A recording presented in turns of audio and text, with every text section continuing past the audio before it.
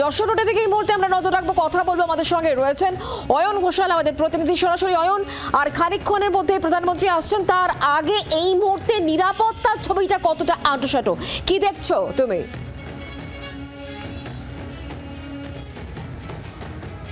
দেখো, প্রধানমন্ত্রীর বিশেষ বিমান সেটা দমদম বিমানবন্দরে অবতরণের সময় যত এগিয়ে আসছে ততই আস্তে আস্তে যশোর রোড ফাঁকা হচ্ছে।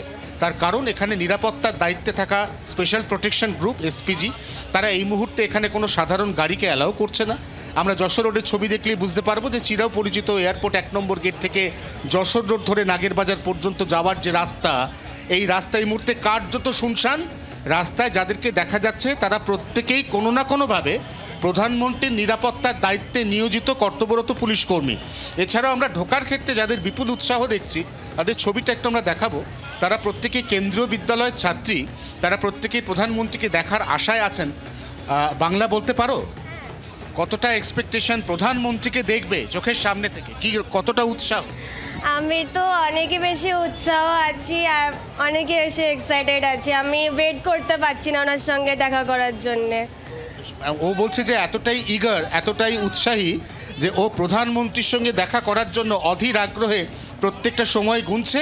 ওদের প্রত্যেকের হাতে হাতে ঠিক এভাবেই বিশেষ যে আমন্ত্রণ পত্র সেটা পৌঁছে গিয়েছে এবং সেই আমন্ত্রণ পত্রে ওরা মেট্রো থেকে প্রধানমন্ত্রী নামার পরে প্রধানমন্ত্রীর সঙ্গে দেখা করবে।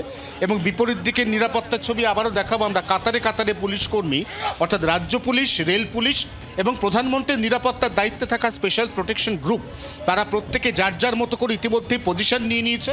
এখনও পাটনা থেকে প্রধানমন্ত্রীর বিমান টেক অফ করেনি।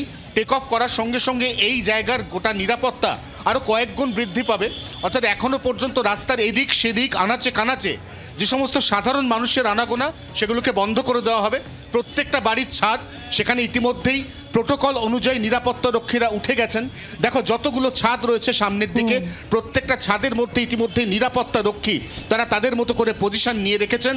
এবং প্রধানমন্ত্রীর এখানে আসার পরে এখান থেকে তিনি সড়ক পথে সোজা চলে যাবেন দমদম জেল গ্রাউন্ডে, যেখানে তার একটি সরকারি অনুষ্ঠান এবং তার সঙ্গে একটি জনসভা সম্বোধিত করার কথা।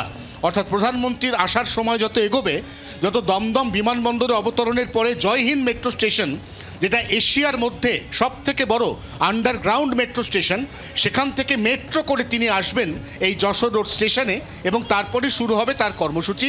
তার জন্য ইতিমধ্যে উৎসাহ, উদ্দীপনা, উন্মাদনা সব কিছুই কিন্তু তুঙ্গে। সেরকম কিছু বিক্ষিপ্ত খণ্ডচিত্র আমরা দেখতে পাচ্ছি এই মুহূর্তে। বাংলার আওয়াজ, বাঙালির আবেগ, জি 24 ঘন্টা।